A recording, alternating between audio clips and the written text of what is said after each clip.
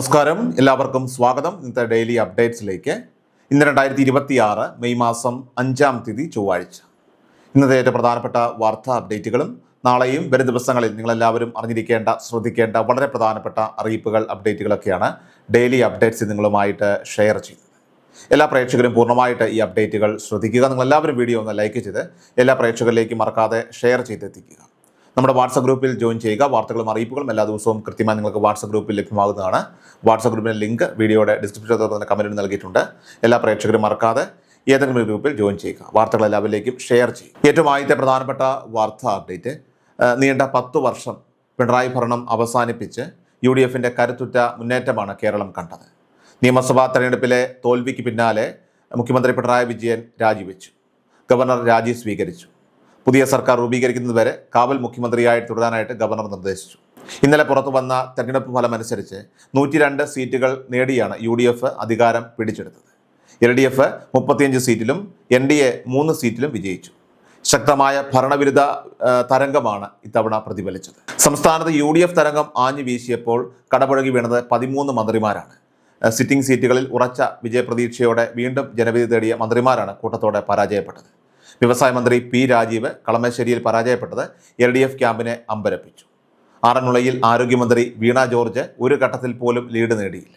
കായിക മന്ത്രി V. അബ്ദുറഹ്മാൻ തിരൂരിലും അതോടൊപ്പം തന്നെ രജിസ്ട്രേഷൻ മന്ത്രി രാമചന്ദ്രൻ കടന്നപ്പള്ളി കണ്ണൂരിലും പരാജയപ്പെട്ടു. പൊതുവിദ്യാഭ്യാസ വകുപ്പ് മന്ത്രി V. ശിവൻകുട്ടി നേമത്തും, ഇടുക്കിയിൽ മന്ത്രി റോഷി അഗസ്റ്റിനും, ഏറ്റുമാനൂരിൽ സഹകരണ മന്ത്രി VN വാസവനും പരാജയം രുചിച്ചു.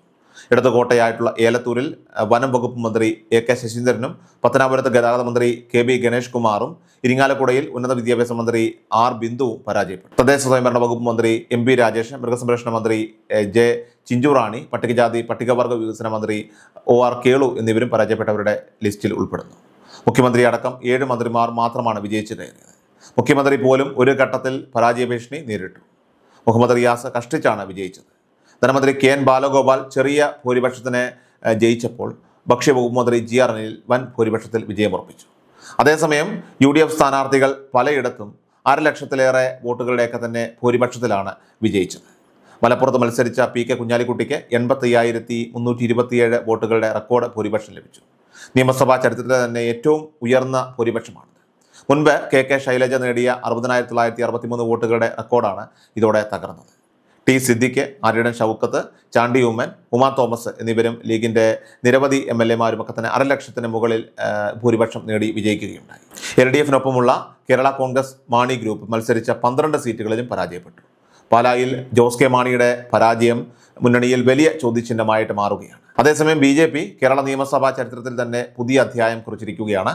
കഴക്കൂട്ടം, നേമം, ചാത്തന്നൂർ എന്നീ 3 മണ്ഡലങ്ങളിൽ BJP വിജയിച്ചു. എന്നാൽ BJPക്കൊപ്പം മത്സരിച്ച 2020-യും അതോടൊപ്പം തന്നെ BDJS-ഉം നിലം തൊട്ടി. പാലക്കാട് വലിയ വിജയപ്രതീക്ഷയുണ്ടായിരുന്ന ശോഭാ സുരേന്ദ്രനെ രമേശ് പിഷാരടി പരാജയപ്പെടുത്തി. K. സുരേന്ദ്രനും മഞ്ചേശ്വരത്ത് പരാജയപ്പെട്ടു. CPM-നെ സംബന്ധിച്ചിടത്തോളം ഈ തെരഞ്ഞെടുപ്പ് ഒരു കനത്ത തിരിച്ചടിയായി മാറിയിരിക്കുകയാണ്. 90 സീറ്റുകളിൽ മത്സരിച്ച അവർക്ക് 26 സീറ്റുകളിൽ മാത്രമാണ് വിജയിക്കാനായത്. എന്നാൽ 27 സീറ്റുകളിൽ മത്സരിച്ച മുസ്ലിം ലീഗ് ആകട്ടെ 22 വിജയിച്ച് മികച്ച വിജയ ശതമാനം കരസ്ഥമാക്കി. കോൺഗ്രസ് ആകട്ടെ തങ്ങളുടെ ചരിത്രത്തിലെ തന്നെ ഏറ്റവും വലിയ സീറ്റ് നിലയിലേക്കും എത്തിയിരിക്കുകയാണ്. കേരളത്തിന് പുറത്ത് പശ്ചിമ ബംഗാളിലൊക്കെ ആണെങ്കിൽ മമതാ ബാനർജിയെ അട്ടിമറിച്ച് BJP അധികാരം പിടിച്ചു. അസാമിൽ ഭരണം നിലനിർത്തുകയുണ്ടായി. അതുപോലെ തന്നെ തമിഴ്നാട്ടിൽ വലിയ അട്ടിമറിയാണ് നടന്നത്.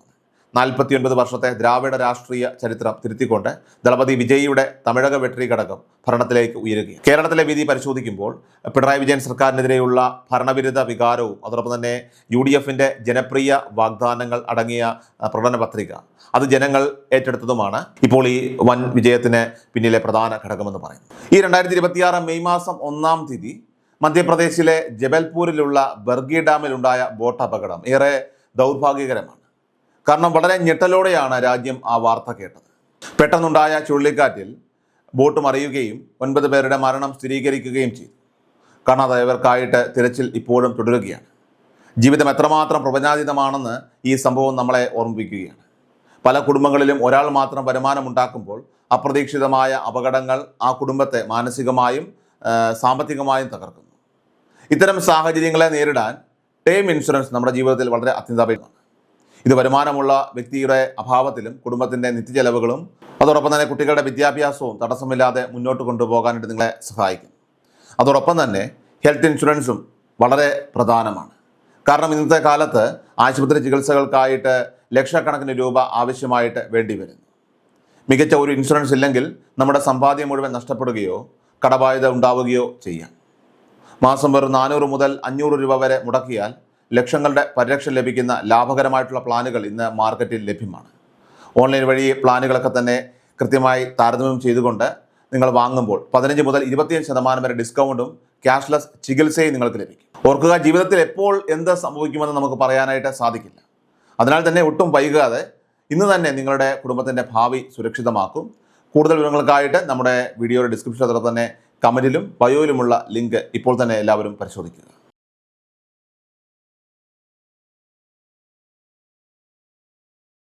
അടുത്ത പ്രധാനപ്പെട്ട വാർത്താ അപ്ഡേറ്റ്, കേരള സംസ്ഥാന ന്യൂനപക്ഷ വികസന ധനകാര്യ കോർപ്പറേഷൻ മുഖേന നടപ്പിലാക്കുന്ന സുമിത്രം പദ്ധതി ന്യൂനപക്ഷ മതവിഭാഗങ്ങളിൽപ്പെട്ട കുടുംബങ്ങളിലെ പെൺകുട്ടികളുടെയൊക്കെ തന്നെ വിവാഹ ആവശ്യങ്ങൾക്കായിട്ട് കുറഞ്ഞ പലിശ നിരക്കിൽ വായ്പ ലഭ്യമാക്കുന്ന സവിശേഷമായിട്ടുള്ള ഒരു സംരംഭമാണ്. മുസ്ലിം, ക്രിസ്ത്യൻ, ജൈന, സിഖ്, പാഴ്സി, ബുദ്ധ മതവിഭാഗങ്ങളിൽപ്പെട്ടവർക്ക് അർഹതയുള്ള ഈ പദ്ധതി വിവാഹ ചെലവുകൾക്കായിട്ട് സാമ്പത്തിക ബുദ്ധിമുട്ട് അനുഭവിക്കുന്ന സാധാരണക്കാർക്ക് വലിയൊരു ആശ്വാസവും അതോടൊപ്പം തന്നെ വലിയൊരു പ്രതീക്ഷയുമാണ് പകരുന്നത്. ഈ പദ്ധതി പ്രകാരം ഒരാൾക്ക് പരമാവധി 5 ലക്ഷം രൂപ വരെയാണ് വായ്പയായിട്ട് അനുവദിക്കുന്നത്. വെറും 6% എന്ന ആകർഷകമായിട്ടുള്ള പലിശ നിരക്കിൽ അനുവദിക്കുന്ന ഈ തുക അത് വസ്തുജാമ്യത്തിൻ്റെയോ അല്ലെങ്കിൽ സർക്കാർ പൊതുമേഖലാ സ്ഥാപനങ്ങളിൽ ജോലി ചെയ്യുന്ന ഉദ്യോഗസ്ഥരുടെ വ്യക്തിഗത ജാമ്യത്തിൻ്റെയോ ഒക്കെ അടിസ്ഥാനത്തിലാണ് ഗുണഭോക്താക്കൾക്ക് കൈമാറുന്നത്. അർഹരായവർക്ക് സാമ്പത്തിക സുരക്ഷ ഉറപ്പാക്കിക്കൊണ്ട് ലളിതമായിട്ടുള്ള വ്യവസ്ഥകളോടുകൂടി വിവാഹ ആവശ്യങ്ങൾ നിറവേറ്റാനായിട്ട് ഈ പദ്ധതി വഴി സാധിക്കുന്നു. അടുത്ത പ്രധാനപ്പെട്ട വാർത്താ അപ്ഡേറ്റ്, UDF സർക്കാരിൻ്റെ ആദ്യ ക്യാബിനറ്റ് യോഗത്തിലെ നിർണായക തീരുമാനങ്ങളും അതുപോലെ തന്നെ കന്നി ബജറ്റിലെ വൻ പ്രഖ്യാപനങ്ങളുമാണ് ഇപ്പോൾ രാഷ്ട്രീയ കേരളം ഉറ്റുനോക്കുന്നത്.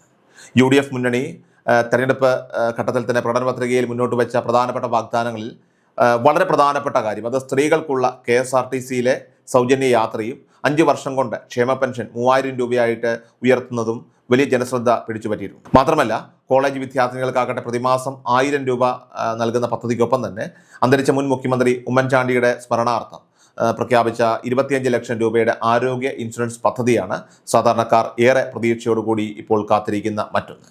യുവാക്കൾക്ക് 5 ലക്ഷം രൂപ വരെ പലിശരഹിത വായ്പ, അതോടൊപ്പം തന്നെ BPL വിഭാഗത്തിന് സൗജന്യ ഡയാലിസിസ്, ആൻറ്റി റാഗിംഗ് ആക്ട് നടപ്പിലാക്കൽ, റബ്ബറിന് 300 രൂപ താങ്ങുവില, സംസ്ഥാന വ്യാപകമായിട്ട് ഇന്ദിരാ ക്യാൻറ്റീനുകൾ, ആശാ വർക്കർമാർക്ക് കുറഞ്ഞത് 700 രൂപ ദിവസവേതനം തുടങ്ങിയ വാഗ്ദാനങ്ങൾ നടപ്പിലാക്കാൻ പുതിയ സർക്കാരിന് വലിയ സാമ്പത്തിക ഉത്തരവാദിത്തം ഏറ്റെടുക്കേണ്ടി വരും. മെയ് 12-ന് മുൻപായിട്ട് പുതിയ ഭരണസമിതി അധികാരത്തിലേറുമെന്ന് പ്രതീക്ഷിക്കപ്പെടുമ്പോൾ 10-ാം തീയതിയോടുകൂടി കോൺഗ്രസ് ഹൈക്കമാൻഡ് മുഖ്യമന്ത്രിയുടെ കാര്യത്തിൽ അന്തിമ തീരുമാനമെടുക്കും.